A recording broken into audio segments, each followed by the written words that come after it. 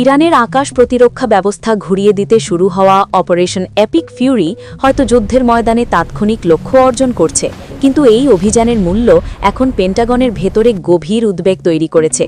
যে আগুনের গোড়ায় রাডার আর মিসাইল ব্যাটারি ধ্বংস হচ্ছে, সেই আগুনেই মার্কিন নৌবাহিনীর দূরপাল্লার আঘাত সক্ষমতাকে প্রশ্নের মুখে দাঁড় করিয়েছে। রণকৌশলের ভাষায় যাকে বলা হচ্ছে শূন্য শেলফ সংকট, সেটির বাস্তব চিত্র এখন স্পষ্ট হয়ে উঠছে। মাত্র ৭২ ঘণ্টার ব্যবধানে মার্কিন নৌবাহিনী ইরানে প্রায় ৪০০টি টমাহক ল্যান্ড অ্যাটাক মিসাইল নিক্ষেপ করেছে। বাইরে থেকে এটি সফল সামরিক পদক্ষেপ মনে হলেও ভেতরের হিসাব বলছে এই ব্যয়ের গাণিতিক ফলাফল ভয়াবহ।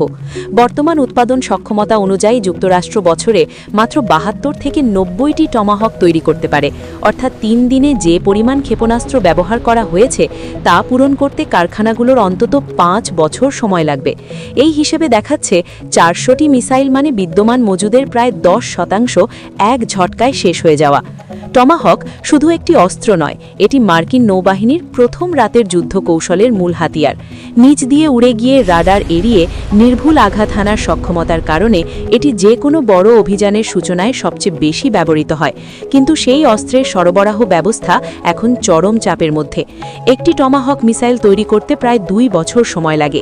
এর পেছনে রয়েছে একাধিক সীমাবদ্ধতা।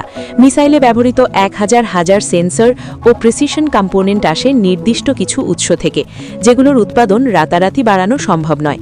উৎপাদন লাইনগুলোর অনেকেই বর্তমানে পূর্ণ সক্ষমতায় সক্রিয় নয়, ফলে হঠাৎ করে চাহিদা বাড়লেও সরবরাহ বাড়ানো কঠিন। যুদ্ধক্ষেত্রে কয়েক মিনিটে যে অস্ত্র ছোড়া যায়, এটি তৈরি করতে বছর লেগে যায়। এই বৈপরীত্য এখন বড় উদ্বেগ। এই বিপুল ব্যয় শুধু মধ্যপ্রাচ্যের যুদ্ধের সমীকরণ বদলাচ্ছে না, বরং প্রশান্ত মহাসাগরে যুক্তরাষ্ট্রের কৌশলগত অবস্থা নিয়েও প্রশ্ন তুলছে। তাইওয়ান প্রণালীতে সম্ভাব্য সংকটের কথা মাথায় রেখে যে মজুদ, এখন প্রশ্ন উঠছে, যদি একই সময়ে একাধিক ফ্রন্টে উত্তেজনা তৈরি হয়, তাহলে যুক্তরাষ্ট্র কি সেই চাপ সামলাতে পারবে?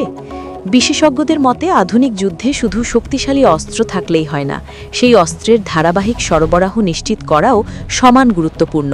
কারণ যুদ্ধক্ষেত্রে একটি মিসাইল ছোড়া মাত্র কয়েক সেকেন্ডের ব্যাপার, কিন্তু সেই মিসাইলের পেছনে থাকে বছরের পর বছর পরিকল্পনা, প্রযুক্তি আর উৎপাদনের দীর্ঘ প্রক্রিয়া। তাই এখন সামরিক বিশ্লেষকদের বড় প্রশ্ন, আগামী দিনের সম্ভাব্য সংঘাতের জন্য যুক্তরাষ্ট্র কি তার মিসাইল মজুদ এবং উৎপাদন সক্ষমতা দ্রুত বাড়াতে পারবে, নাকি এই সংকট ভবিষ্যতের কৌশলগত সিদ্ধান্তকে বদলে দেবে? নিত্য নতুন ভিডিও পেতে আমাদের চ্যানেলটি সাবস্ক্রাইব করুন।